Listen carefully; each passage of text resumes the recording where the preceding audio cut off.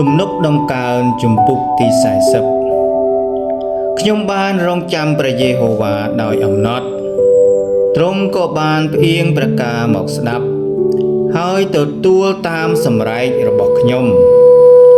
ទ្រង់បានស្រង់ខ្ញុំចេញពីអន្លង់គូស្បើមឲ្យរួចពីភក់ស្អិតក៏ដាក់ជើងខ្ញុំលើថ្មដាព្រមទាំងតាំងជំហានខ្ញុំឲ្យខ្ជាប់ខ្ជួនទ្រង់បានបណ្ដាលឲ្យមានទំនុកថ្មីនៅក្នុងមាត់ខ្ញុំគឺជាសេចក្តីសរសើរដល់ព្រះនៃយើងខ្ញុំមនុស្សជាច្រើននឹងឃើញព្រមទាំងមានសេចក្តីកោតខ្លាចហើយនឹងទុកចិត្តដល់ព្រះយេហូវ៉ាផងមានពរហើយអ្នកណាដែលយកព្រះយេហូវ៉ាជាទីពឹង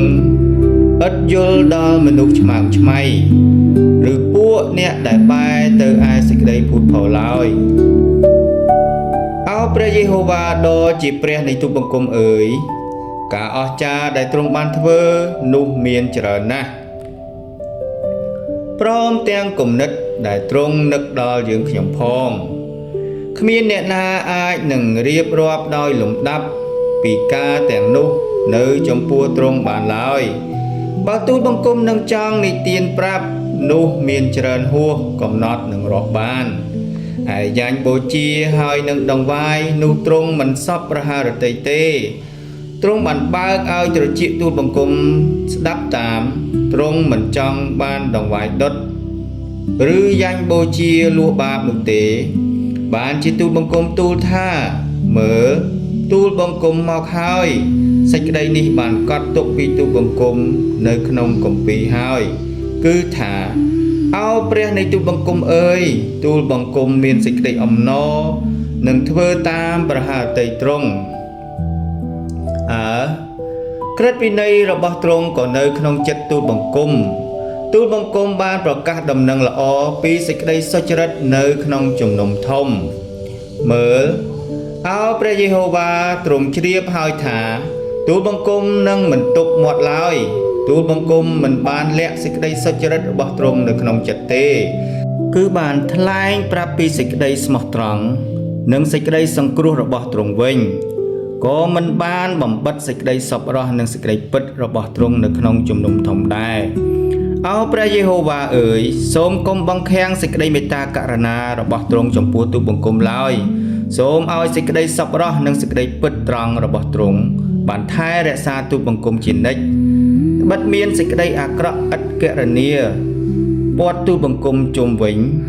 អំពើទុច្ចរិតរបស់ទូលបង្គំបានតាមទូលបង្គំទាន់ហើយបានជាទូលបង្គំមិនអាចនឹងងើបឡើងមើលបានឡើយអំពើទាំងនោះច្រើនជាងសរសៃសក់នៅលើក្បាលទូលបង្គំចិត្តទូលបង្គំក៏អស់សង្ឃឹមទៅអោព្រះយេហូវ៉ាអើយសូមទ្រង់សពប្រហារតីនឹងជួយទូលបង្គំឲ្យរួចអោព្រះយេហូវ៉ាអើយសូមប្រញាប់នឹងជួយទូលបង្គំផងឯអស់អ្នកដែលរកបំផ្លាញប្រលឹងទូលបង្គំនោះសូមឲ្យគេត្រូវមានសេចក្តីខ្មាស់ហើយលាក់មុខទាំងអស់គ្នាឯពួកអ្នកដែលពងប្រទុះនឹងទូលបង្គំនោះសូមឲ្យគេត្រូវថយចេញព្រមទាំងមានសេចក្តីអាប់យុផងឯអស់អ្នកដែលនិយាយមកទូលបង្គំថាណនោះសូមឲ្យគេត្រូវស្រឡាំងកាំងដោយសេចក្តីខ្មាស់របស់គេទៅចំណែកពួកអស់អ្នកដែលស្វែងរកទ្រង់នោះសូមឲ្យគេបានរីករាយសប្បាយក្នុងទ្រង់ចុះសូមឲ្យអស់អ្នកដែលស្រឡាញ់សេចក្តីសង្គ្រោះនៃទ្រង់បានពោលជានិច្ចថាសូមឲ្យព្រះយេហូវ៉ាបានថ្កើងឡើងឯទូលបង្គំក្រីក្រហើយទូលរគុតប៉ុន្តែព្រះអង្គម្ចាស់ទ្រង់នឹកដល់ទូលបង្គំដែរទ្រង់ជាជំនួយហើយជាអ្នកប្រោះឲ្យទូលបង្គំរួចផងអោព្រះនៃទូលបង្គំអើយសូមកុំបងអង្គឡើយអាមែនអរគុណព្រះអង្គសរសើរដំណើរព្រះអង្គ